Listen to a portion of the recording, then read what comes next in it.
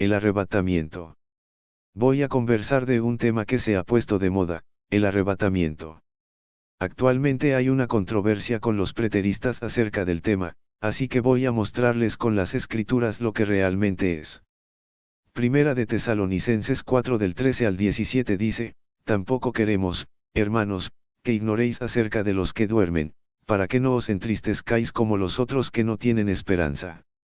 Porque si creemos que Jesús murió y resucitó, así también traerá Dios con Jesús a los que durmieron en él.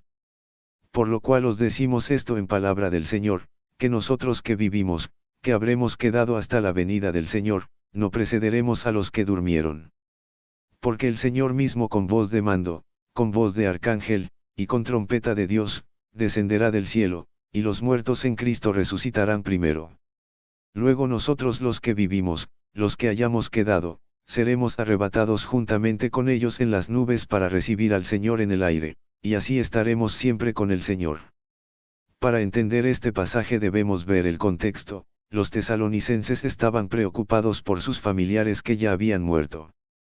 Posiblemente pensaban que no los volverían a ver más. Pero Pablo les da noticia de gran esperanza, se iban a volver a encontrar. Matthew Henry dice en su comentario: la esperanza de la segunda venida les había traído otro problema a los de Tesalónica. Esperaban que se produjera inmediatamente, esperaban estar vivos cuando ocurriera, pero estaban preocupados por los cristianos que ya habían muerto. No podían estar seguros de que también participaran de la gloria de ese día. Pablo les responde que tendrán una misma gloria los que ya hayan muerto y los que estén vivos. Les dice que no deben tener tristeza como los que no tienen ninguna esperanza. Ante la muerte, el mundo pagano se encontraba sumido en la desesperación. Se enfrentaban con ella con una sombría resignación y una árida desesperanza. Esquilo escribió, una vez que un hombre muere, no hay esperanza de que resucite. Y Teócrito, mientras hay vida hay esperanza, pero no la hay para los muertos. Y Catulo, una vez que se pone nuestra breve lumbrera, no nos queda más que una perpetua noche en la que no podemos hacer más que dormir. En sus lápidas aparecían lúgubres epitafios, no era, llegué a ser, ya no soy, no me importa nada. Una de las cartas en papiro más patéticas que han llegado hasta nosotros es una carta de pésame que dice, de Irene a Taonofis y Filón, consolaos. Lo sentí y lloré por el difunto como había llorado por Dídimas. Todo lo que se podía hacer lo hice, como todos los míos. Epafrodito y Termutión y Filión y Apolonio y plantas. Pero a pesar de todo no se puede hacer nada contra tales cosas. Por tanto, consolaos como podáis. Pablo establece un gran principio: la persona que ha vivido y muerto en Cristo sigue estando en Cristo y resucitará en él. Entre Cristo y la persona que le ama hay una relación que nada puede romper, que sobrepasa la muerte. Como Cristo murió y resucitó, así la persona que está unida con Cristo resucitará.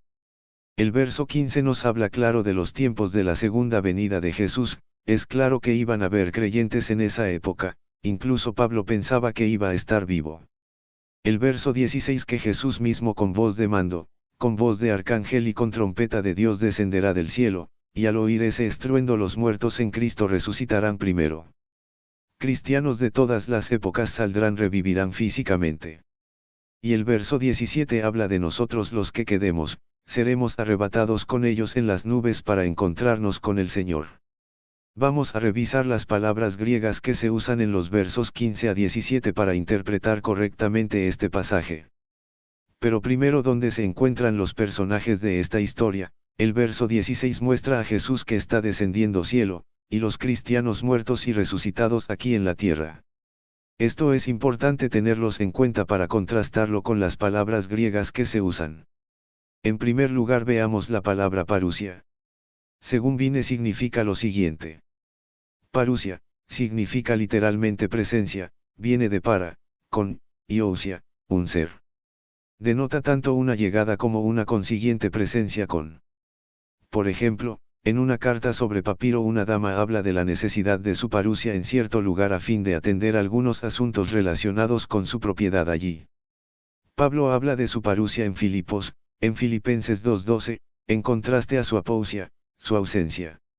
Otras palabras denotan la llegada, véanse Isodos y Eleusis, encima. Parusia se usa para describir la presencia de Cristo con sus discípulos en el monte de la Transfiguración, segunda de Pedro 1:16.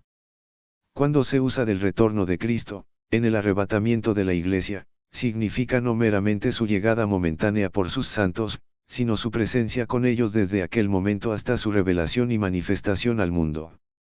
Entonces, parusia nos habla de una venida con un encuentro, Jesús viene y se encuentra con los creyentes en las nubes. El diccionario bíblico Word Study nos dice lo siguiente acerca de parusia.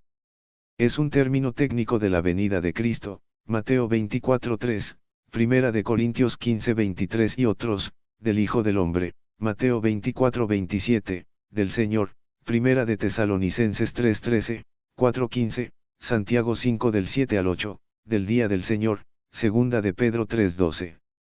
El término parusia se refiere a la segunda venida del Señor, pero la segunda venida del Señor no es solo un evento tomando lugar en un tiempo particular. En vez de eso está hecha de una serie de eventos. Podemos entender a qué evento se refiere examinando el contexto en que ocurren los términos parusia y erchomai, que significa venir. Como vemos, debemos ser muy cuidadosos cuando usamos el término parusia, podemos darle el significado incorrecto, pero en este caso podemos ver que se refiere al arrebatamiento de la Iglesia. Luego veamos la palabra que se usa para arrebatar, arpazo. Vine la traduce de este modo. Arpazo que arrebatar. Se dice del acto del Espíritu del Señor con respecto a Felipe, en Hechos 8:39, de Pablo al ser llevado al paraíso, segunda de Corintios 12:2 y 4, del arrebatamiento de los santos al retorno del Señor, primera de Tesalonicenses 4:17, del arrebatamiento del niño varón en la visión de Apocalipsis 12:5, este verbo comunica que se ejerce una fuerza de una manera súbita. Podemos ver que este verso nos habla de arrebatar ejerciendo una fuerza de manera súbita, como dice Primera de Corintios 15:52 en un abrir y cerrar de ojos, de una manera inminente. En el comentario expositivo de Wiersbe, encontramos lo siguiente. La palabra, arrebatados, Primera de Tesalonicenses 4:17, está llena de significado. Significa, 1. Arrebatarlos rápidamente, porque no habrá advertencia, Primera de Tesalonicenses 5 del 1 al 10, 2. Tomados a la fuerza, porque Satanás tratará de impedir nuestro rapto al cielo, 3. Reclamar para uno mismo, como el novio reclama a la novia, 4. Mudarlos a un nuevo lugar, rescatarlos del peligro, porque la Iglesia no pasará la gran tribulación, Primera de Tesalonicenses 1:10 y 5:9. Ahora hablemos de la palabra apantesis, que malinterpretan los preteristas. Veamos lo que dice vine. Apantesis, reunión.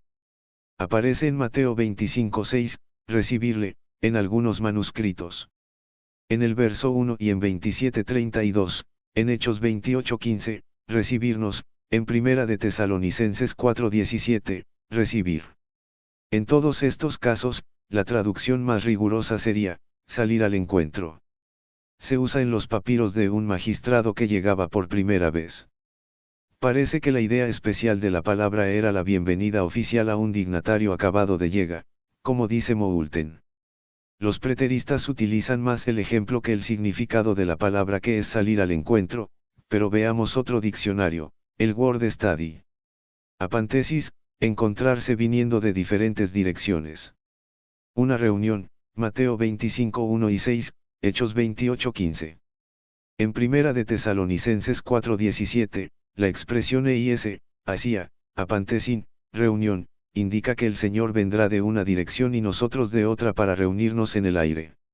Aquí está el error de la interpretación preterista, en el ejemplo de vine está el dignatario que está llegando y la comitiva que le da la bienvenida, pero en el griego la frase completa es EIS apantesis, hacia la reunión. En el verso los dos parten de un lugar, Jesús viene del cielo y nosotros de la tierra, de dos lugares diferentes, para reunirnos, EIS apantesin, en las nubes, y como vemos en las otras palabras que hemos visto, súbitamente, en un abrir y cerrar de ojos. Finalmente quiero citar a Robertson. Para recibir al Señor en el aire. Este idioma griego especial es común en la Septuaginta como en el hebreo, pero Polibio también lo tiene y ocurre en el papiro Moulton. Este rapto de los santos, tanto los resucitados como los transformados, es un glorioso clímax de la argumentación de consolación de Pablo. De esto nos habla este pasaje de 1 Tesalonicenses 4, de ese arrebatamiento glorioso, de nuestra esperanza bendita.